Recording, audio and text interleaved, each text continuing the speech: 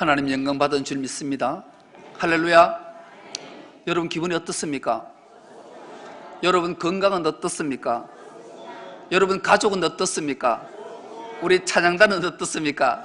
우리 찬양대는 어떻습니까? 예, 날마다 좋은 일이 충만할 수 있기를 축복합니다.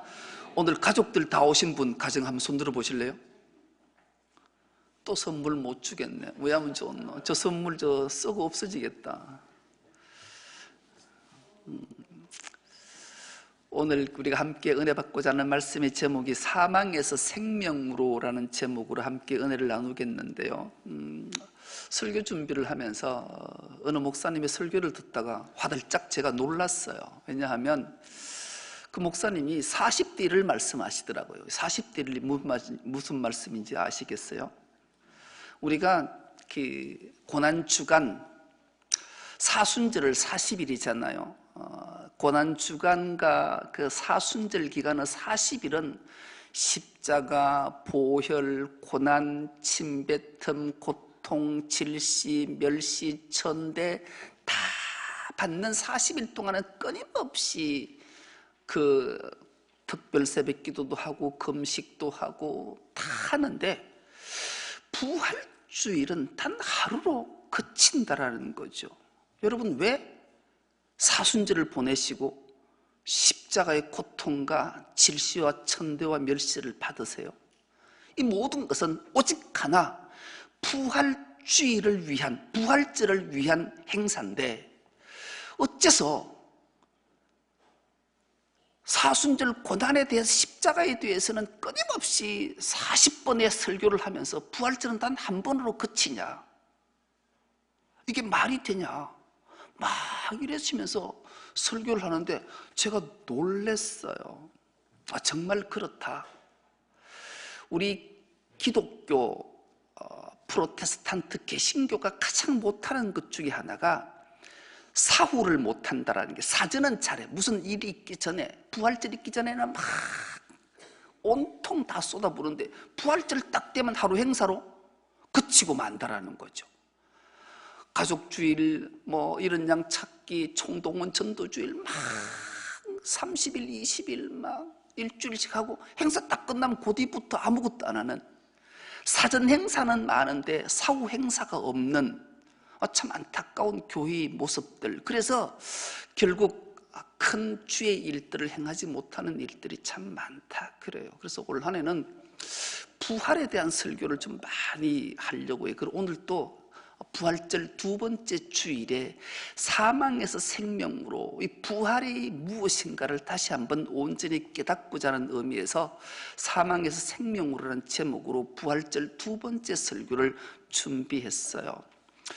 여러분, 기독교 신앙이라는 게 어떤 건가? 기독교 신앙은 하나님을 만나고 하나님을 알고 하나님을 믿는 게 기독교 신앙이에요. 할렐루야. 여러분, 기독교 신앙은 하나님을 만나고 하나님을 알고 하나님을 믿는 게 기독교 신앙이에요. 이것을 한마디로 함축하면 사람이 하나님과의 관계를 맺는 게 기독교 신앙이에요. 근데 문제가 있는 거죠. 하나님은 영이시잖아요.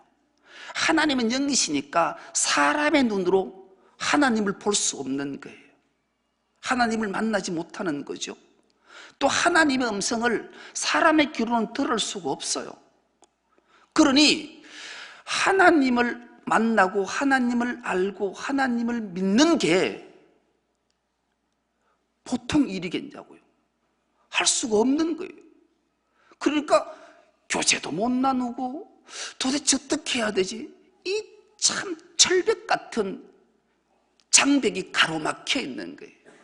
그런데 이 결정적인 것, 정말로 치명적인 장벽을 허물어 떨어주는 사건 하나가 있었던 거예요. 그게 무엇인가? 구약에는 하나님이 모세를 부르셔서 하나님의 말씀을 주신 거예요. 신구약 66권을 성령의 감동으로 하나님의 언어를 사람의 언어로 풀어서 기록해서 하나님을 만나게 하고 하나님을 알게 하고 하나님을 믿게 하는 기막힌 은혜 하나를 하나님이 주신 거죠. 그래서 우리에게는 말씀이 얼마나 큰 은혜인지를 우리가 깨달아야 돼요. 그러면 하나님을 알기 위해서, 하나님을 만나기 위해서, 하나님을 믿기 위해서 성경을 가까이 할 수밖에 없는 거죠.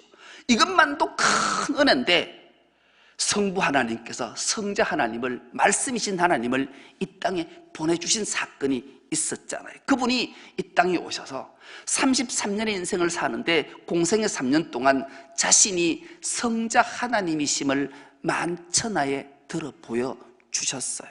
그리고 그 보여주신 하나님의 말씀이신 성자 하나님이 하신 말씀을 믿고 따르고 아는 자에게 주신 말씀이 오늘 본문의 말씀인 거죠. 오늘 본문이 이렇게 시작합니다. 내가 진짜로 너희에게 이르노니 내 말을 듣고 또 나 보내신 이를 믿는 자는 영생을 얻었고 심판에 이르지 아니하나니 사망에서 생명으로 옮겼느니라. 아멘.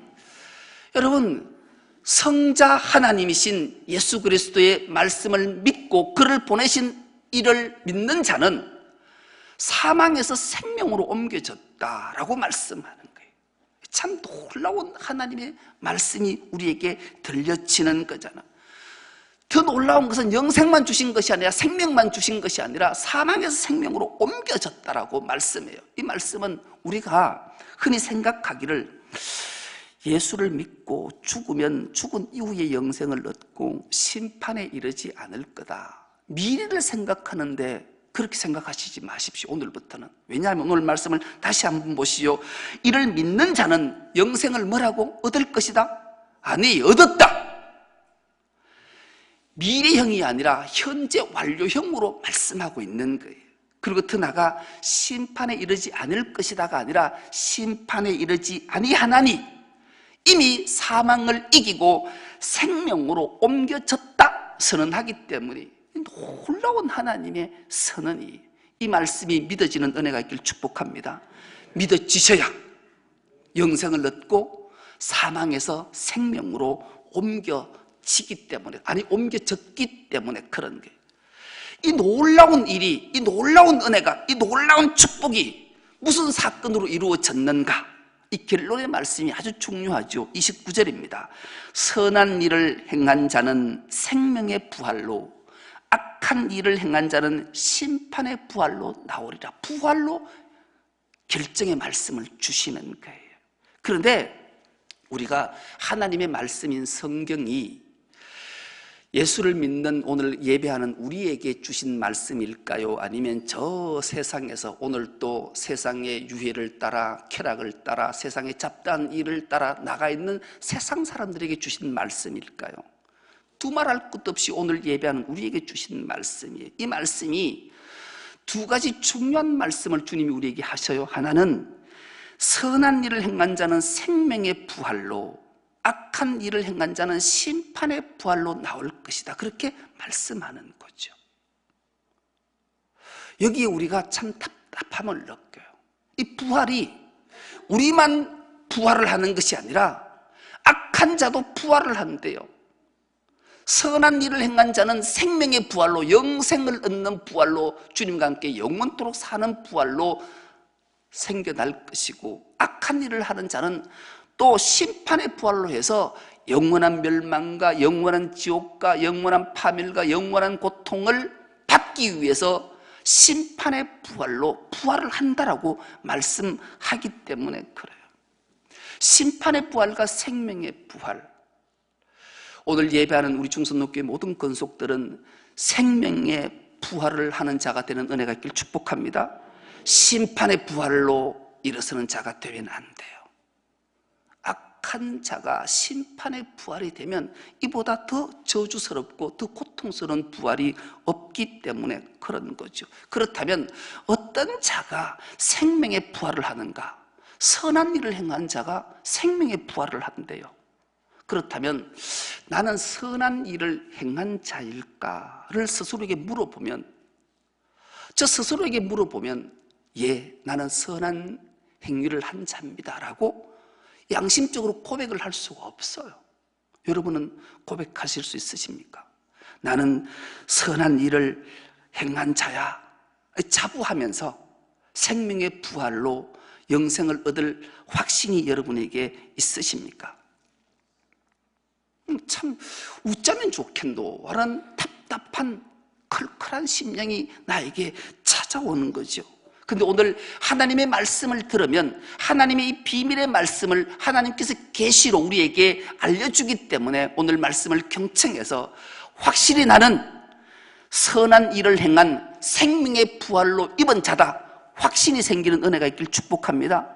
이 믿음이 믿어지면 세상 사는 게 두렵지 않는 게 늘 감사가 충만한 삶을 살게 되는 거죠. 이 비밀을 깨닫게 하는 말씀이 마태복음 25장의 양과 염소의 비유를 통해서 하나님이 우리에게 정확하게 알려주시는 말씀이 있어요. 마태복음 25장은 그 유명한 세 가지 비유가 등장하잖아요. 첫 번째 비유가 뭐예요?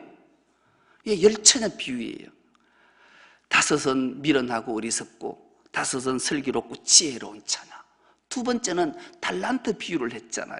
5달란트, 2달란트, 1달란트 비유. 이 마지막 비유가 양과 염소의 비유를 했어요. 이 비유가 정말로 이해하기도 어렵고 힘든 비유예요. 오늘 마태복음 25장 31절과 38절의 내용들을 쭉 훑어보면 하나님께서 인자가 자기 영광으로 모든 천사와 함께 올 때 자기 영광의 보좌에 앉아서 어떻게 행동하는가? 모든 민족을 그 앞에 다 모으고 각각 구분하기를 시작하는데 목자가 양과 염소를 구분하는 것 같이 구분하겠다라는 거예요. 그리고 양은 그 오른편에, 염소는 왼편에 두겠다라는 거예요. 여러분, 오른편과 왼편, 오른편은 양, 왼편은 염소. 염소는 악이고 양은 선인가? 양은 무슨 행동을 했길래 선과 오른편고 영생을 얻고 생명의 부활을 얻고, 왼편의 염소는 무엇이 간데 악이고 그리고 심판의 부활로 영원한 형벌과 지옥의 형벌을 받는가? 왜 그렇게 구분을 했을까? 양은 무슨 선한 일을 했고 염소는 무슨 악한 일을 했기에 그렇게 구분을 하실까? 이런 생각에 오랫동안 잠기게 되더라고요. 그런데 하나님 앞에 번제물로 드릴 때 양도 드리고 염소도 드리거든요. 다 정결한 짐승으로 하나님 앞에 번제물, 제물이 되는데 왜 하나님은 오른편 왼편으로 나눌 때 염소와 양으로 나눴을까요? 말 그대로 이건 비유인데요, 양과 염소의 생리를 알면 이해가 금방 돼요. 이스라엘의 성지순례를 가면 지금도 베두인들은 목자로 양을 치고 있어요. 양을 칠 때 양만 치지 않아요. 늘 함께 치는 동물이 염소예요. 대개는 양과 염소가 함께, 목자들이 양과 염소를 함께 쳐요. 그 이유들이 많은데 그 이유는 그런 거죠. 양은 더위에 상당히 약해요. 추위에는 강해요. 염소는 더위에는 되게 강한데 추위에는 상당히 약해요. 양은 무리지어서 살기를 좋아하고 염소는 독단적인 행동을 하는 것을 좋아해요. 이 여름에 그 더위에 40도씩 넘는 더위, 양은 막 부대끼서 양의 머리를 양의 그 몸에 부대끼고 이러면 그 더위 때문에 양들이 죽어가는 행동을 많이 해요. 근데 염소는 그런 행동들을 보면 막 뿔로 헤집어서 양이 뭉치지 못하게 하는 행동들을 많이 한다 그래요.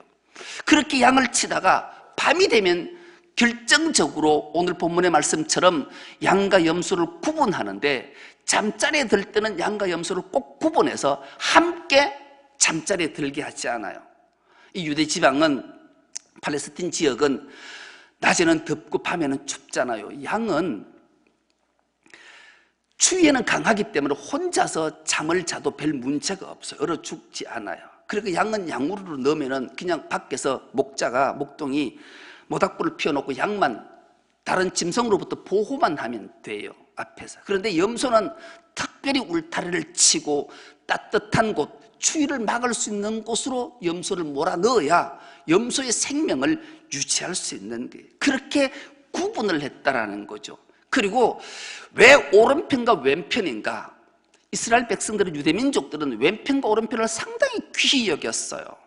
오른편은 선, 왼편은 악으로 지칭했던 거죠. 우리가 알다시피 사도신경도 예수님이 하나님 우편에 계신다. 그래서 이스라엘 백성들은 우편하면 선이구나, 왼편하면 악이구나, 그렇게 늘 생각했기 때문에 예수님께서 목자의 비유를 들 때는 양과 염소 오른편과 왼편을 그렇게 나누게 된 거죠. 그런데 놀랍기는 이 원어를 살펴보면 왼편과 오른편이 왜 그런가를 또 알게 돼요. 왼편은 헬라 말로 유오니모스라는 단어를 썼는데 잘 갖춰진 명예, 누구로부터 다 존경받는 권위를 가진 자, 그런 거예요. 여러분, 모든 사람, 세상 사람들로부터 명예와 권위를 다 인정받고 가지면 이 모든 것을 하나님의 영광으로 돌릴 확률이 거의 희박해요. 내가 명예와 권력과 근한을 가지면 자기를 드러내고 싶은 욕구가 끊임없이 인간에게는 생성되기 때문에 그래요. 그 왼편은 그런 마음을 가진 거예요. 자기나 자기의 이름이나 명예를 나타내는 자가 왼편, 유오니모스라는 단어고, 오른편은 헬라 말로 텍시오스라는 단어를 썼는데 영접하다라는 테코마에서 유래된 말이에요. 그러니까 예수를 영접한 자가 오른편이다, 그런 말이죠. 그래서 내 속에 있는 예수 그리스도를 드러내서 그의 영광을 구하는 자가 오른편이라는 말의 뜻에 의미가 내포되어져 있는 거예요. 그리고 양은 흰색이잖아요. 흰색은 양은 또 주인을 잘 따르고, 흰색은 선을 말하고 영광을 말하고 생명을 말하고 의를 말할 때 흰색, 오른편, 그런 뜻이에요. 그 왼편은 불길, 어둠, 저주, 사망, 이 검은색인 거죠. 악을 대표하는 거예요. 양은 흰색이고 염소는 검은색이잖아요. 그래서 그렇게 구별을 해놓은 거예요. 결정적인 것은 양과 염소의 차이, 오늘 이 말씀을 하시는 이유가, 양과 염소를 구분한 이유가 의인과 악인을 구분하는 말씀인데, 그 내용들을 보면 이런 말씀이 양과 염소에 비유해서 말씀하시잖아요. 내가 줄일 때 먹을 것을 줬고, 그렇게 말해요. 그리고 내가 목마를 때 마실 것 줬고, 나그네 됐을 때 영접할 걸 줬고, 헐벗을 때 입을 것 줬고, 병들었을 때 돌봤고, 옥에 갇혔을 때 와서 봤다. 이게 선한 일을 행한 자에게 주님이 칭찬하고 생명의 부활로 이르는 자에게 말씀하시는 거예요. 그런데 놀라운 것은 이 선, 오른편에 있었던 자가 이것을 기억하지 못한다라는 거예요.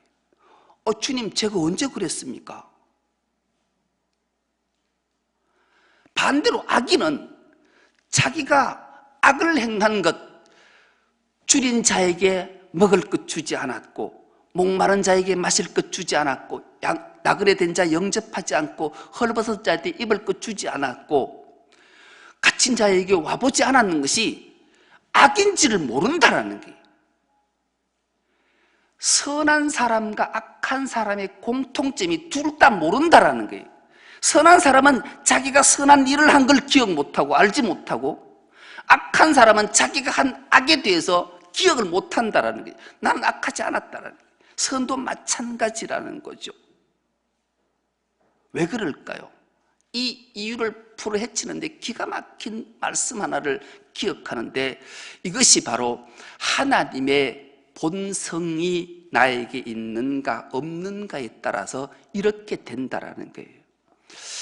경희대 성공학 교수로 있는 손기원 교수가 이 부분에 대해서 기막힌 해석 하나를 내놨어요. 우리가 인생을 다 살아가는, 사람이 인생을 사는 것을 생이라잖아요. 날생자를 써요. 이 날생자에는 저렇게 4가지 의미가 함축되어져 있어요. 날생자는 그냥 생이 아니고, 생에는 첫째 나다, 둘째 낳다, 셋째 살다, 넷째 살리다. 사람의 생의 의미는 저 4가지가 함축되어져 있는데, 저기에 하나님의 마음이 마음심자를 앞에 탁 붙이면 성이 되는데, 이 성은 성품성자를 쓰는데, 이 성품이 하나님의 마음이 그 안에 들어가면 사람이 몸이 아프면 낫고 싶은 마음이 자연스럽게 생기는 것이고, 또 종족 번식하는 내 후손을 낳고 싶은 그런 마음들이 생기고, 내가 몸이 아프면 살려고 병원을 찾고 싶은 살려는 마음이 생기고, 누군가가 고통받고 아파하면 살리려는 마음이 하나님의 본성의 마음이라는 거예요. 하나님의 본성의 마음이 우리에게 있으면 누군가가 고통받고, 누군가가 아프고, 누군가가 굶주리고, 누군가가 헐벗고, 누군가가 갇히고, 누군가가 나그네 되면 그에게 먹을 것, 마실 것, 입을 것 찾아가고, 그런 마음이 다 인간에게 생기는 것은 하나님의 본성을 가진 선한 일이고, 이 하나님의 본성의 마음을 잃어버리면 누구 아프고, 누가 고통에 빠져있고, 누가 힘들어하는 것 아무 상관이 없고 모른다라는 이 본성 때문에 그렇다라는 거예요. 하나님은 이 생애에 하나님의 성의 본성을 줘서 이 마음을 줬는데, 이 네 가지 중에 내가 살고 싶은 마음, 배가 고프면 음식물을 섭취하는 것, 당연한 본성의 마음이에요. 그리고 내가 아프면 낫고 싶은 마음이 본성의 마음이지요. 그리고 내가 내 혼자만 사는 것이 아니라 내 종족을 번식하고 싶은, 낳고 싶은 마음이 누구에게나 있는 게 하나님의 본성인데, 인간이 죄악으로 물들어 있는 것 중에 하나를 상실하는 하나님의 마음 하나가 남을 살리려는 마음을 상실하고 산다라는 거예요. 여러분은 이때까지 삶이 어떠하셨습니까? 누군가가 고통에 빠져 있으면, 누군가 어려움에 처해 있으면, 누군가 아픔에 있으면 그를 살리고 싶은 마음이 나에게 있는가? 나는 외면하는가? 이게 하나님의 마음이, 본성이 나에게 있는가 없는가를 정확하게 분별할 수 있는 구분이 여기에 있다라고 이 손기원 교수는 말하고 있어요.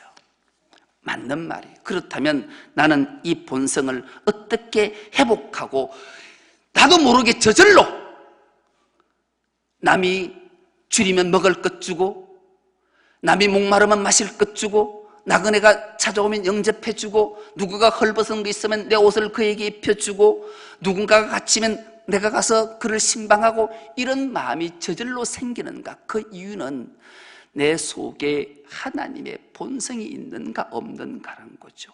이 비결의 말씀이 마태복음 7장의 사건을 통해서 우리는 알게 돼요. 집 짓는 자의 비유를 예수님이 말씀하시잖아요. 우리가 세상인 허물어 없어질 모래 위에 집을 세울 것인가, 반석이신 예수 그리스도에게 세울 것인가?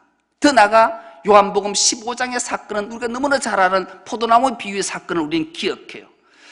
내가 무엇인가를 해야 된다고 생각하는 어리석음이 아니라, 내가 포도나무이신 예수 그리스도의 가지에 접붙여 있으면 포도나무이신 예수 그리스도가 뿌리로 양분을 다 섭취해서 내가 가지에 붙어 있기만 하면 저절로 열매를 맺어서 하나님의 본성을 회복한 것을 세상의 모든 자에게 알게 하시는 거죠. 우리는 할 수 없지만 주님은 하실 수 있기 때문에 내가 선한 일을 한다라고 생각하는 어리석음에 악한 자가 되지 말고, 내가 어쩌든 우야든 하나님께 붙어 있으면, 주님 속에 들어가 있으면, 주님이 내 안에, 내가 주님 안에 있으면 자연스럽게 선한 열매를 맺어서 생명의 부활로 영생을 얻게 된다, 주님이 말씀하시기 때문에 그래요.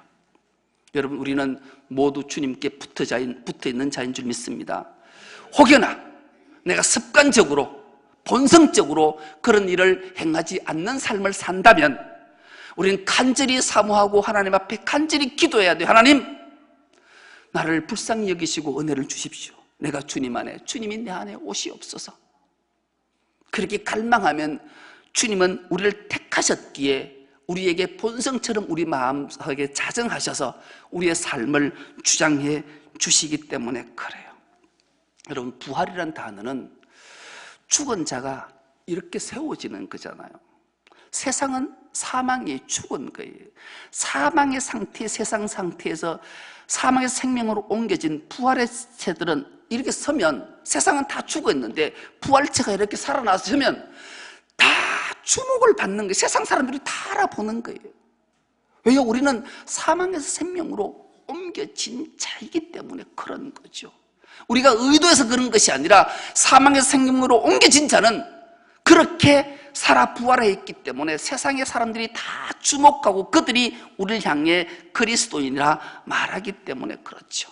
이제 우리가 사망에서 생명으로 옮겨졌다면, 주님과 한 몸이 되었다면 하나님이 만들어주신 창조의 신비를 날마다 경험하며 살아야 합니다. 나를 통해 세상을 살리는 역사를 만들어 가야 하는 것이 사망에서 생명으로 옮겨진 우리의 부활체된 우리의 삶의 의무고 하나님의 명령하심이기 때문에 그렇습니다. 이 생명이라는, 영생이라는 헬라 말이 아오오니오스라는 단어를 썼는데, 영으로 존재하는 하나님과 합하여 하나님과 한 영이 된 상태가 바로 아이오니오스라는 단어예요. 예수 그리스도의 말씀을 듣고 성부 하나님의 존재, 즉 사랑을 믿음으로 하나님과 같은 사랑의 존재가 되었을 때 우리는 사망에서 생명으로 옮겨졌을 뿐만 아니라 영생의 존재가 된 것을 세상에 끊임없이 드러내서 하나님의 영광을 선포하며 살아서 하나님께 크신 기쁨을 드리는 우리 충성로교회 모든 건속 다 될 수 있기를 간절히 기도합니다. 하나님 아버지, 감사합니다. 우리를 택해 주셔서 하나님이 우리를 강권적으로 주관하시고 사망에서 생명으로 옮겨주시고 부활의 삶을 살아갈 수 있도록 꺼내주시니 감사합니다. 이제 부활체 생명으로 어떤 삶을 살아야 되는지 날마다 기억하며 본성적으로 하나님의 뜻과 하나님의 행위를 온 천하에 드러내는 아름다운 삶을 살아가는 주의 모든 건속들 다 되게 하여 주옵소서. 감사드리오며 예수님의 이름으로 기도드리옵나이다. 아멘.